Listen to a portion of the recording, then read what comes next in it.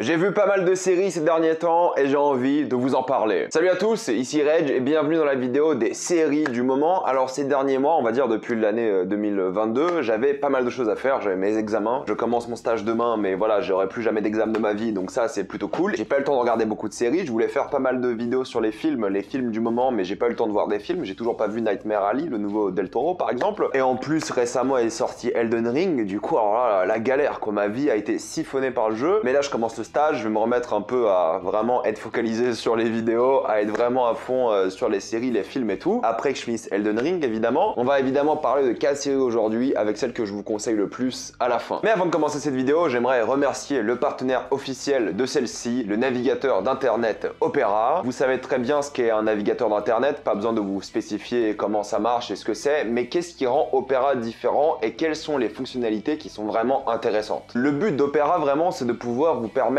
de faire plusieurs choses à la fois. Vous avez une barre latérale à gauche qui vous permet d'accéder à plein de choses comme des messages. Vous pouvez vous connecter à Messenger, Instagram, WhatsApp et communiquer via cette barre latérale pour en même temps naviguer sur internet sans problème. C'est extrêmement pratique. De la même manière, vous pouvez vous connecter à YouTube Music, Spotify, Deezer et toutes les autres plateformes de streaming de musique que vous connaissez et facilement changer de musique en fonction de la barre latérale pendant que vous naviguez. C'est extrêmement pratique, encore une fois, pas besoin d'avoir l'application ouverte à côté, juste via Opera. Une chose essentielle aujourd'hui, c'est le fait d'avoir un adblocker. Évidemment, c'est extrêmement pratique. Et là, par exemple, vous voyez Allociné avec des pubs. Vous activez le adblocker gratuit d'Opera et vous n'avez plus aucune pub nulle part. Évidemment, c'est plus pratique pour la sécurité, mais aussi pour l'accessibilité. Et le truc le plus fou, c'est qu'Opera a un VPN gratuit intégré. Oui, en effet, vous pouvez faire genre d'être dans un autre pays et avoir accès à la bibliothèque de toutes les plateformes de streaming que vous voulez, que ce soit via la Belgique, la Suisse, le Canada, des pays qui auront la VOSTFR. Et tout ça est intégré gratuitement à Opera et c'est assez fou. Et le dernier truc plutôt cool que j'aime beaucoup dans Opera, c'est le fameux pinboard. En fait, vous avez un onglet où vous pouvez pin des choses. Vous pouvez pin des sites de films, des vidéos YouTube, des recettes, des musiques, tout ce que vous voulez. Vos prochains achats, suffit de pin la page et vous avez cette page justement, votre pinboard avec tous les pins que vous avez. C'est une vraie liste esthétique et pratique. Toutes ces fonctionnalités, au fait, elles vous permettent d'être encore une fois plus en sécurité, d'avoir un navigateur bien plus accessible et de surtout naviguer plus simplement. C'est disponible sur mobile et sur PC et vous pouvez télécharger gratuitement Opera. Tout ça sera dans le lien dans la description et dans le commentaire épinglé. Foncez, c'est vraiment intéressant. La première série dont j'ai envie de parler aujourd'hui est la série Archive 81. C'est l'histoire d'un homme qui va retrouver plusieurs cassettes et va commencer à enquêter sur ce qui s'est passé dans ces cassettes. Et en même temps, on va suivre la vie via des flashbacks de la femme qui a fait ces cassettes et ces enregistrements. Archive 81, c'est une série qu'on m'a beaucoup conseillé car plein de gens ont dit ouais, c'est comme Dark, c'est trop bien, ça y ressemble, c'est le mystère, t'as envie de savoir ce qui se passe et tout. Et c'est vrai, c'est pas aussi bien que Dark, c'est d'ailleurs difficilement comparable, mis à part le fait qu'il y a du mystère. Mais ce qui est vraiment cool avec cette série, c'est qu'en effet, c'est une série de mystère. Donc, ce qui vous donne envie de continuer de la série, c'est de savoir ce qui se passe à la fin. Et je trouve que pour parler du mystère, il est vraiment bien réussi, je trouve, parce que t'as envie de regarder la suite, ça finit sur des cliffhangers, t'as envie de savoir comment la série s'achève, et ça, c'est essentiel pour la série. Les épisodes ont des vrais cliffhangers, il y a de plus en plus de mystères d'épisode à épisode, il y a des révélations et des choses surprenantes, ça va vraiment loin dans leur délire, et c'est ça qui donne envie de continuer la série et qui donne envie de la regarder le plus possible. C'est le mystère. Et je trouve que le mystère est plutôt bien foutu. Un peu déçu peut-être de la fin, et c'est vrai que j'ai pas spécialement envie de voir la suite. Vu comment ça s'est fini, il y aura une suite, enfin si la série est renouvelée, je suis pas au courant qu'elle a été renouvelée ou pas, j'ai pas vu d'actu là-dessus. Je pense que la série aurait été meilleure en mini-série. Là, il y aura une saison 2, je sais pas si ça vaudra le coup, j'ai pas spécialement envie de voir la saison 2, parce que c'est une série que j'ai plutôt appréciée, mais c'est pas une série que je recommanderais spécialement. Si vous aimez les séries de mystère et vous avez un peu envie de découvrir une série qui a ça à son cœur, pourquoi pas. Mais c'est vrai que le reste, je trouve que c'est un peu dommage parce que, par exemple, les acteurs sont globalement mauvais. Ils ne m'ont pas du tout intéressé. Je les ai vraiment trouvés chiants à regarder. Les dialogues, pareil. Et les personnages, de manière générale, je les ai pas beaucoup appréciés. Et j'ai eu du mal à m'attacher à eux. Je regardais l'intrigue pour le mystère avant tout. Le reste était assez anecdotique pour moi et je voulais juste avancer dans l'histoire. Visuellement, il y a quelques idées sympathiques, mais ça reste de la mise en scène très banale. Et des moments sympas via le caméscope, justement, de ces fameux enregistrements. Mais globalement, ça reste très simple et j'étais assez déçu par ça. Mais globalement, si vous voulez voir une série sympathique de mystère, je pense que vous pouvez la regarder. Mais ne vous attendez pas à une grande série d'après moi, juste un bon moment, c'est vrai. Et je sais pas, mettez-moi dans le commentaire si vous avez envie de voir la saison 2 pour ceux qui l'ont vu, mais je la conseillerais justement pour cette catégorie de personnes. Les autres, franchement, vous ratez pas grand chose, c'est pas la plus grande série de tous les temps, mais ça peut valoir les détours pour les gens intéressés. C'est sur Netflix pour ceux que ça intéresse. Deuxièmement, j'ai vu la série Reacher sur Prime Video qui raconte l'histoire d'un homme qui va arriver dans une petite ville et il va se faire arrêter pour avoir commis un crime, sauf qu'on va se rendre compte qu'il n'a pas commis ce crime et au final il va commencer commencer à enquêter avec la police locale pour venger la mort de son frère. Reacher, vous connaissez sûrement le film qui est sorti avec Tom Cruise il y a pas si longtemps que ça, il y a eu 2 films d'ailleurs. Le premier était sympa, le deuxième pas ouf. C'est adapté, si je dis pas de bêtises, d'un comics ou peut-être d'un livre, je ne sais plus. Mais là, c'est la version Prime Video et j'ai vraiment passé un bon moment devant. Ce qui est cool, c'est qu'on a donc ce personnage de Reacher qui est juste une caricature et toute la série est une caricature, mais ça se prend pas au sérieux. C'est une série qui est pas genre humoristique, hein. Il y a quelques moments marrants, d'accord, mais elle se prend pas au sérieux. Elle sait exactement ce que c'est. C'est une grosse série de bourrins. On a Reacher qui est genre un mec extrêmement costaud, énormissime. Vraiment, le mec, c'est un tank qui est aussi super intelligent. Au fait, Reacher,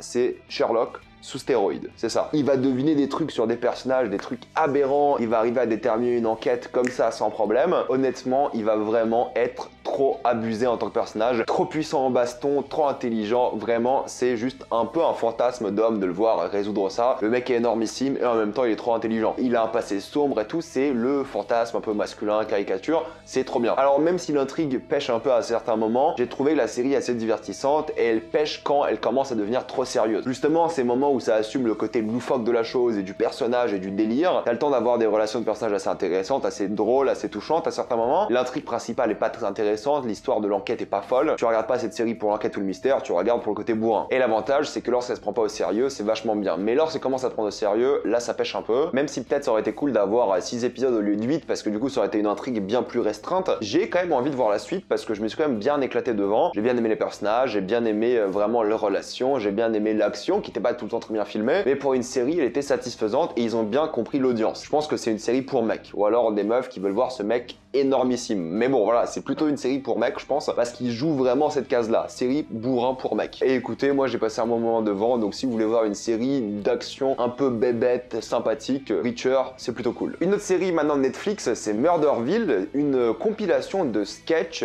avec des acteurs qui interviennent dans des scènes de crime et ils doivent tout improviser. Murderville, c'est une série que j'ai regardée pour le fun parce qu'il y a plein de gens qui m'ont conseillé, qui m'ont dit qu'elle est marrante, qu'elle est sympa, qu'elle est juste un peu abusée. En fait, Murderville, ce qui est cool, c'est que c'est un concept assez particulier. En gros, t'as un acteur, donc Will Arnett, que moi j'aime beaucoup, qui d'ailleurs fait la voix de BoJack, qui va improviser avec des acteurs invités. Il y aura par exemple Kumail Nanjiani. Ils vont avoir une trame narrative qui va être donnée et ils vont devoir improviser par rapport à cette trame narrative. Ils vont devoir interroger des suspects, mais ils n'ont pas de script. Ils doivent à chaque fois improviser. Et c'est une sorte de télé-réalité d'un certain point de vue, car en fait, à chaque fin d'épisode, il y aura 3 possibles criminels et l'acteur qui est venu jouer dans ce rôle-là va devoir choisir l'un des criminels. Et il a raison ou pas. Et au fait, il y a des indices dans chaque épisode. Et ça qui est cool, c'est que premier épisode, tu comprends pas trop le délire, mais dans le deuxième, dès que t'as compris le délire, dès que t'as compris que tu peux jouer au jeu en même temps que les acteurs qui participent, et en même temps t'as des scènes juste drôles parce qu'ils improvisent et ils se mettent dans des situations mais loufoques. L'épisode avec Kumail Nanjiani, moi il m'a vraiment fait pleurer de rire. C'est drôle parce que du coup tu joues avec eux, genre t'essaies d'enquêter et à la fin deviner qui est le coupable. Et c'est 6 épisodes et j'ai tout regardé d'un coup parce que bah c'était de une drôle. Alors pas tous les acteurs sont excellents et pas tous les épisodes sont excellents. Il y a des acteurs qui sont bien plus timides que d'autres et il y a des acteurs qui sont juste morts de rire. Parce que ça qui est drôle, c'est que c'est filmé comme une vraie série, mais tu vois les acteurs se taper des barres parce que genre ils sont pas censés rire, parce qu'ils sont censés jouer un rôle, mais les circonstances sont drôles et des fois ils sont en train de mourir de rire. Ils essaient de pas rire et ça rend la chose drôle. Et du coup c'est ça qui marche bien et je pense que c'est vraiment une série décontractée à regarder parce que c'est même pas une série, c'est un mélange de télé-réalité, de série, enfin bref, c'est une sorte de jeu à regarder. Pour moi ça aurait été cool d'avoir une sorte d'option interactive limite pour ce genre de série où tu pouvais toi aussi choisir quel était le criminel et à la fin avoir des statistiques par rapport aux gens qui regardaient la série, X% de personnes ont choisi ce criminel. Et si tu fais vraiment attention à la série, bah c'est toujours super simple de définir quel est le criminel, mais en vrai des fois tu regardes les acteurs faire n'importe quoi et t'oublies d'enquêter en même temps qu'eux. Enfin bref, c'est une série à concept assez drôle, assez bien trouvé. C'est pas une grande série, hein, c'est pas le but, c'est voyez-le plus comme un jeu limite, mais si vous voulez tenter et si c'est votre genre d'humour, honnêtement ça mérite le détour. Voyez ça comme une télé-réalité un peu mignonne et ça s'arrête là quoi. Franchement, moi j'ai passé un bon moment et je vous la conseille. Maintenant la dernière série que j'ai envie de vous conseiller, celle que j'ai plus préférée des 4, c'est la série Zombie All of Us Are Dead qui raconte l'histoire d'un lycée qui se fait envahir par des zombies. Je pense que si les Coréens ne mettent pas des zombies dans leur série, ils pètent un câble, mais bon voilà, il y a encore une série pour zombies.